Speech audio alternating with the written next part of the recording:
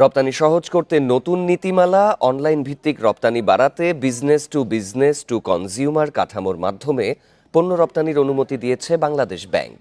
এতে আন্তর্জাতিক online platform ও মার্কেটপ্লেসের মাধ্যমে পণ্য বিক্রির সুযোগ তৈরি হয়েছে। সোমবার কেন্দ্রীয় ব্যাংকের বৈদেশিক মুদ্রানীতি বিভাগ এই সংক্রান্ত প্রজ্ঞাপন জারি করেছে। নতুন নিয়মে রপ্তানিকারকরা এখন বিশ্বের যে কোনো অনলাইন প্ল্যাটফর্ম, আন্তর্জাতিক মার্কেটপ্লেস, সাবসিডিয়ারি বা তৃতীয় পক্ষের ওয়্যারহাউসের মাধ্যমে পণ্য পাঠাতে পারবেন।